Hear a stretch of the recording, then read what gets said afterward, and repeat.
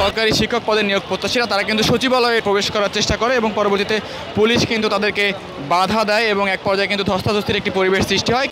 জলকামান দিয়ে কিন্তু তাদেরকে সরিয়ে দেওয়ার চেষ্টা করা হচ্ছে এবং নিয়োগ প্রত্যাশীরা যারা ছিলেন তারা কিন্তু এখনও কিন্তু সেইখানেই কিন্তু অবস্থান করছেন এবং তাদেরকে কিন্তু কোনোভাবেই সরানো যাচ্ছে না। দেখতে পাচ্ছেন যে জলকামানের সামনে তারা কিন্তু তাদের যে আন্দোলন সেই আন্দোলন কিন্তু করে যাচ্ছে এবং তাদের দাবির কথা বলে যাচ্ছে।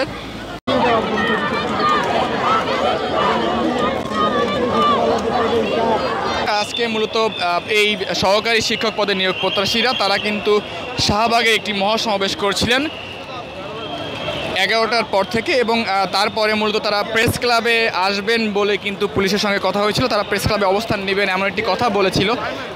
গত 11 দিন ধরে আসলে চলমান এই নিয়োগের দাবিতে চলমান আন্দোলন সেটি কিন্তু ধাপে ধাপে বিভিন্ন জায়গায় বিভিন্ন স্থানে বিভিন্ন সময়ে কিন্তু এই নিয়োগ প্রত্যাশীরা করে আসছে এবং তারই জের ধরে আজকে কিন্তু 11তম দিনের মতো কিন্তু আন্দোলন কিন্তু চলমান রয়েছে এবং তারা যখন আসলে সচিবালয়ে প্রবেশ করার চেষ্টা করছিল ঠিক তখনই কিন্তু পুলিশ তাদেরকে বাধা দেয় এবং জলকামান নিক্ষেপ করে।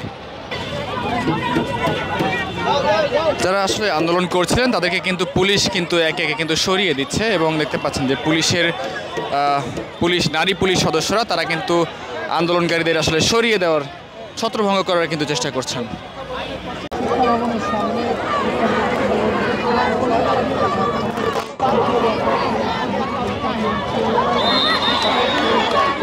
তারা সুপারিশ প্রাপ্ত হয়েছিল ৬,০০০।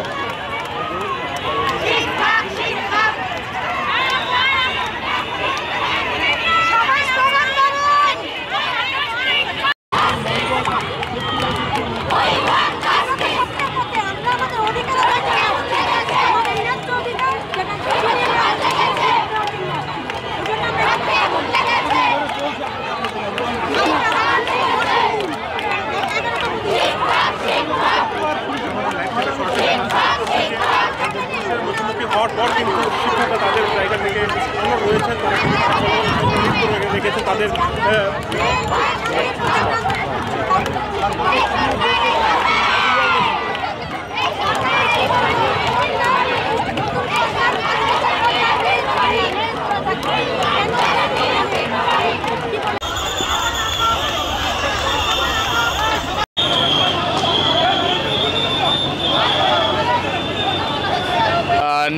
নিয়োগের দাবিতে চলমান আন্দোলন সেটি কিন্তু ধাপে ধাপে বিভিন্ন জায়গায় বিভিন্ন স্থানে বিভিন্ন সময়ে কিন্তু এই নিয়োগ প্রত্যাশীরা করে আসছে এবং তারই জের ধরে আজকে কিন্তু 11তম দিনের মতো কিন্তু আন্দোলন কিন্তু চলমান রয়েছে এবং তারা যখন আসলে সচিবালয়ে প্রবেশ করার চেষ্টা করছিল ঠিক তখনই কিন্তু পুলিশ তাদেরকে বাধা দেয় এবং জলকামান নিক্ষেপ করে।